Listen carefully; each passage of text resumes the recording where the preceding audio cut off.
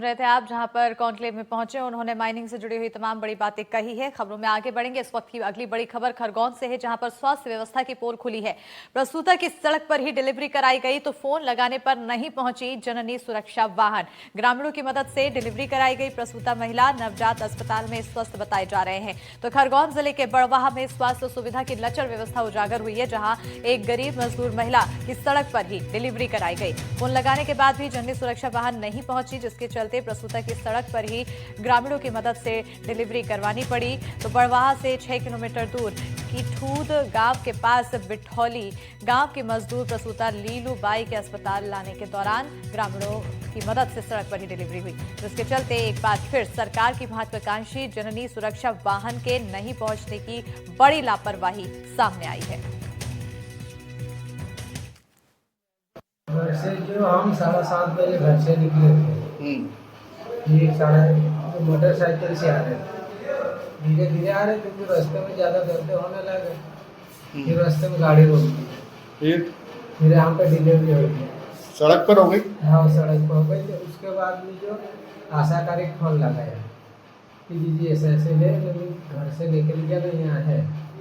तो उसको बोला गाड़ी बुलाओ, तो बोला कि मेरे को अभी फोन लगा के रोड पे हम कम से कम 1.5 घंटे हो गए। 1.5 घंटे बैठे रहे? हाँ, 1.5 घंटे बैठे रहे, जब तक एम्बुलेंस नहीं आई। फिर जो रोड पे जा रहा थे उनसे हम मदद मांगी, तो फिर बराइट गाड़ी। मेरे दोस्तों लोगों का फ़ोन आया था कि राहुल भैया 108 नहीं मिल रही एक पेशेंट को, वो लेके आ रहे थे गांव से। तो बोले उनकी डिलीवरी रास्ते में हो गई रोड के ऊपर, तो बोले गाड़ी लेके आ जाओ। तो मैं गाड़ी लेके गया, महिला रोड के साइड में किनारे पर पड़ी हुई थी, मतलब साइड में। उसके बाद में बहुत सारे लोग वहाँ इकट्ठे खड़े हो गए थे, क्या हुआ क्या हुआ। मैं जैसे गया 15 मिनट में बड़वा से गाड़ी जैसे लेके आया उनको और सुरक्षित अस्पताल में छोड़ा। हाँ, आज भी 2 डिलीवरी केस ऐसे हैं जो on the way delivery case आए हैं। उनकी भी कंप्लेंट यही थी कि समय पे गाड़ी अवेलेबल नहीं हो पाती है। हम भी यहाँ से कॉल करते हैं तो कभी कभी समय पे अवेलेबल नहीं हो पाती है, तो रेफ़र करने में भी दिक्कत जाती है। महिलाओं को भी गाड़ियों की समस्या की वजह से कभी कभी घर पे ही डिलीवरी हो जाती है।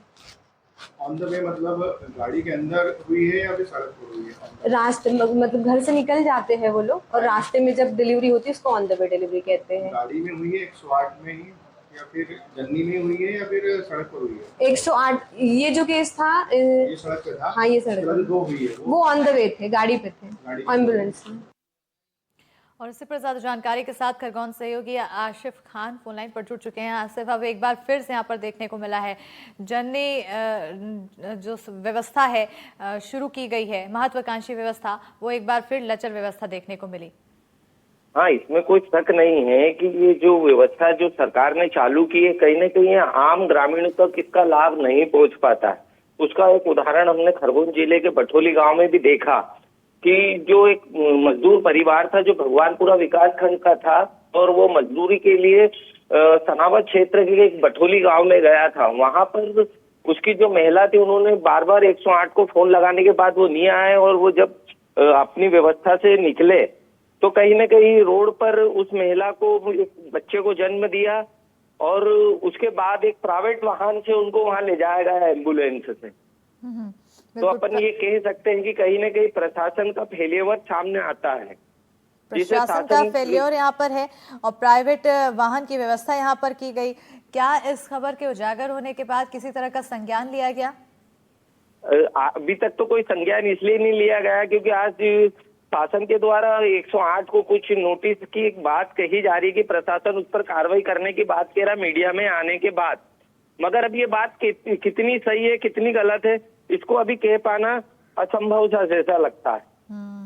और क्योंकि ये पहला ऐसा मामला नहीं है जब जननी वाहन के ना पहुंचने की या फिर लेट से पहुंचने की खबरें आती रहती है। क्या इसको लेकर समय समय पर जांच नहीं करनी चाहिए, कुछ एक्शन नहीं लेना चाहिए, इसको लेकर कुछ कलेक्टर की तरफ से दिशा निर्देश? हाँ, ये बात तो सही है कि कलेक्टर ने अगर सारी मीटिंगें होती है, सोमवार को टीएल की मीटिंग होती है, तो सीएचओ से यही सवाल पूछना चाहिए कि कितनी जननी जो सुरक्षा है वो कितनी अच्छी स्थिति में है, क्या स्थिति है, कितनों को भुगतान हुआ। कई जगह पर ये गोपनीय रूप से आरोप लगाए जाते हैं कि हमारा भुगतान नहीं हो पाता है, हम इसलिए नहीं जा पाते हैं, डीजल के पैसे ही नहीं देते। अब ये बात अभी स्पष्ट नहीं हुई कि ये आखिर ये वाली जो वाहन था ये क्यों नहीं गया। कई ऐसी बातें सामने आती भी हैं। बिल्कुल, बहुत शुक्रिया आसिफ तमाम जानकारी देने के लिए। अब फिलहाल देखना होगा कि इस मामले के उजागर होने के बाद आखिर क्या कुछ कार्रवाई की जाती है, एक्शन लिया जाता है। और ये लगातार जो खबरें आती रहती है जननी सुरक्षा वाहन से जुड़ी हुई, जब लेट लतीफ़ी होती है पहुंचने में या फिर पहुंचती ही नहीं है, इसको लेकर कुछ स्ट्रिक्ट कार्रवाई क्या कुछ की जाती है, इस पर भी नजर।